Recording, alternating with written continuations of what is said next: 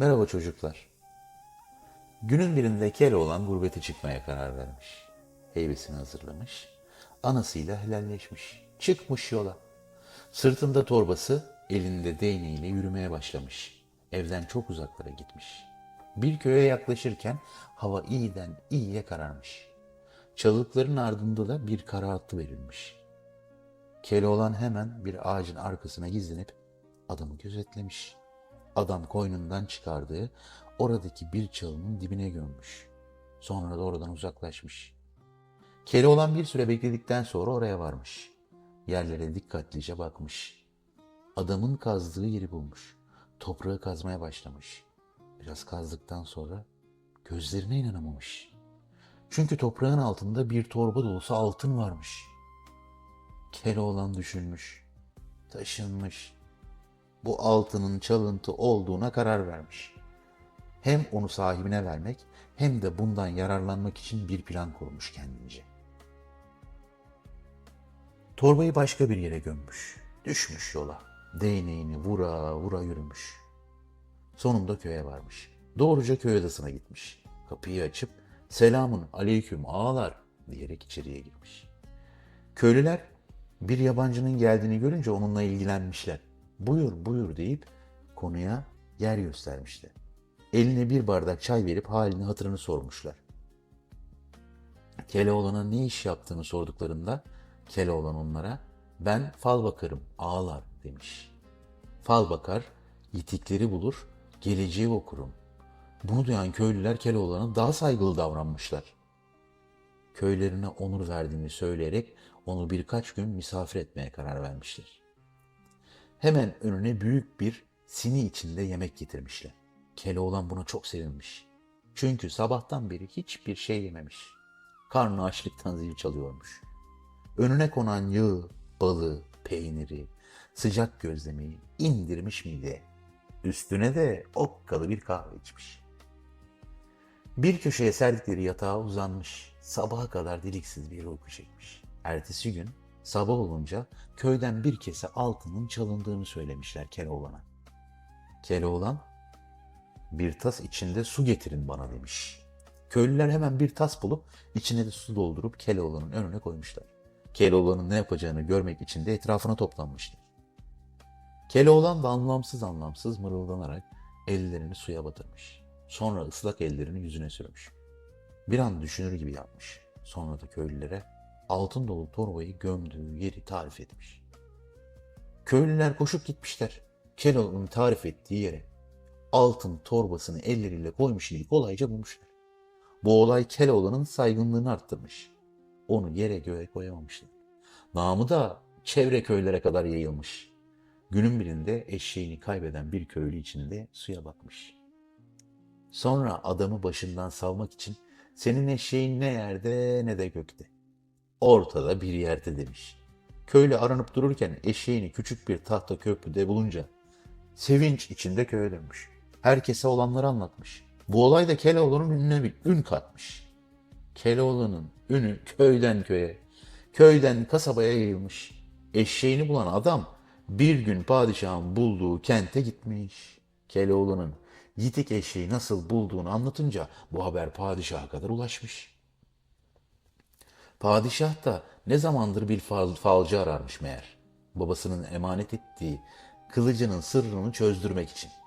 Kılıcın sırrını çözmesi için o güne denk denemediği falcı, bilgin, büyücü kalmamış. Kılıcın sırrını bir türlü çözememişler. Padişahın adamları Keloğlan'ın bulunduğu köyden apar topar aldıkları gibi yaka paça padişahın huzuruna çıkarmışlar. Keloğlan çok korkmuş.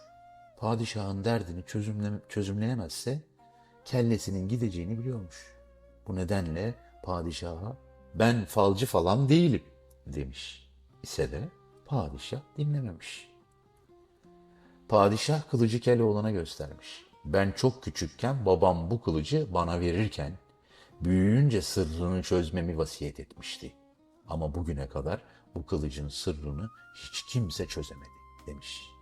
Şimdi Keloğlan bu sırrı çözecek. Padişah da ona "Ne dilersen dile benden" diyecekmiş. İyi hoş ama Keloğlan bunca bilginin, falcının, büyücünün çözemediği sırrı nasıl çözecekmiş? Keloğlan içinden çekirge bir atlar, iki atlar diye söylenmiş. Padişah Keloğlan'a bugüne kadar kılıcının sırrını çözmek için ortaya çıkıp da başaramayan 40 kişinin kafasının nasıl vurulduğunu anlatmış. Bu sözleri duyan Keloğlan'ın korkusu daha da artmış. Bu beladan nasıl kurtulacağını düşünmeye başlamış. Padişah, sana yarına dek müsaade demiş. Bu sırrı çözersen senin için yokluk yok artık. Ama sırrı çözemezsen kel kafan da yok. İyi bilesin Keloğlan. Keloğlan bakmış bir kaçacak yol bulamamış. Zamandan kazanmak için padişaha bana 40 gün izin verin. 40 gün sonra bu işi bitmiş bilin. Padişah hay hay demiş. Bu iş için 40 yıldır bekliyorum. Ne yapalım? 40 gün daha bekleriz demiş. Keloğlan'ı bir odaya kapamışlar. Kılıcı önüne koymuşlar. İstediği cevizi, inciri çuval çuval yığmışlar. Her evin en güzel yemeklerden getirmişler. Keloğlan 40 gün 40 gece düşünmüş. Kılıcın sırrını çözememiş. 40. gün sabah erkenden uyanmış. Düşünmeye başlamış ama nafile. Sırrı çözememiş. Kellesi gideceği için öfkelenmiş. Kılıcı eline alarak lanet olsun senin altınından da elmasına da diye söylenmiş. Sonra o öfkeyle kılıcı sapından tuttuğu gibi duvara vurmuş. Ama öyle hızlı vurmuş ki kılıç sapından kırılmış. Keloğlan elinde kalan sapa dikkatlice bakmış, şaşırmış kalmış. Çünkü sapın içinde bükülmüş bir kağıt varmış. Kağıdı yırtmadan çıkarmış. Kağıtta bir şeyler yazıyormuş.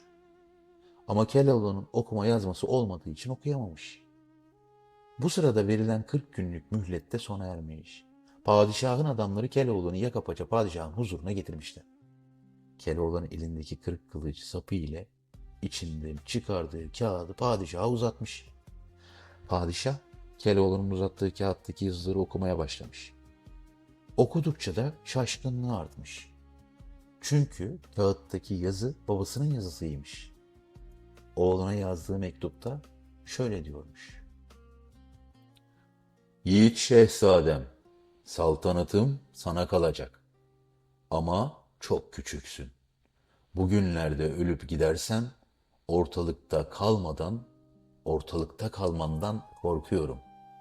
Bunun için sana bir hazine sakladım. Gömüldüğü yeri de bu kağıtta gösteriyorum. Sen büyüyüp kılıcın sırrını çözünce bu hazine senin olacaktır. Sen de padişah olmasan bile bu hazine ile rahat bir yaşam sağlarsın. Hemen mektupta belirtilen yere gitmişler. Adamlar toprağa kazınca gerçekten çok büyük bir hazine bulmuşlar. Padişah bu işe çok sevinmiş. Hem hazineyi bulduğu için hem de babasının vasiyetini yerine getirdiği için Keloğlan'a "Dile benden ne dilersen, ne istersen vereceğim." demiş. O zaman Keloğlan bulunan hazineden ufak bir pay ve padişahın güzel kızını istemiş. Padişah önce karşı çıkmış bu isteğe ama sonra verdiği sözü hatırlamış. Keloğlan ile kızını evlendirmiş. Hazineden de büyük bir pay vermiş. Keloğlan padişahın kızı ile mutlu bir hayat sürmüş. Onlar ermiş muradına, biz gidelim diğer masallara.